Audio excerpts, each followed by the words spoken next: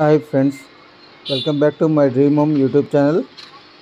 చాలామందికి fabrication house గురించి చాలా డౌట్స్ అయితే ఉన్నాయండి. వాటిలో ఇంపార్టెంట్ కొన్నిటికి ఈ వీడియోలో మీకు సమాధానం అందిస్తాము.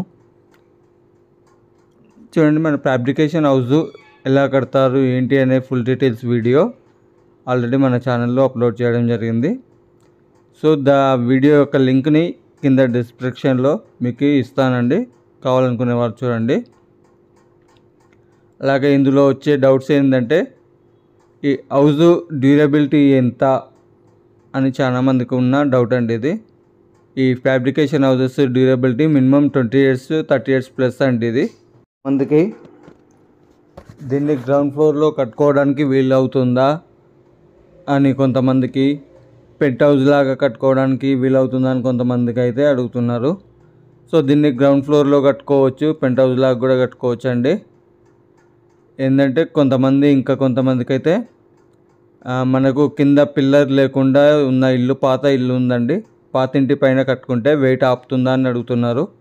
సో ఇదేంటంటే ఇది లైట్ వెయిట్ హౌస్ కాబట్టి కింద పిల్లర్స్ లేకున్నా 30 years ఓల్డ్ ఇంటి పైన కూడా కట్టుకోవచ్చండి.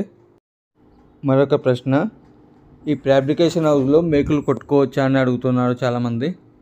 సో మన రెగ్యులర్ హౌస్ లాగానే మేకులు కొట్టచ్చు, కాకపోతే ఏంటంటే ఫస్ట్ డ్రిల్తో హోల్ చేసుకొని దానికి స్క్రూ ఫిట్ చేసుకోవాలండి. స్క్రూ ఫిట్ చేసుకొని ఫోటో ఫ్రేమ్లు కానీ ఏసీలు కానీ ఏవైనా సరే ఫిట్ చేసుకోవచ్చు. ఈ ఫ్యాబ్రికేషన్ వీబోర్డ్ హౌస్ వాటర్ ప్రూఫేనా అని అడుగుతున్నారు చాలామంది, వర్షాలకు ఏమన్నా అవుతుందా అని. సో ఇదే 100% వాటర్ ప్రూఫ్ అండి.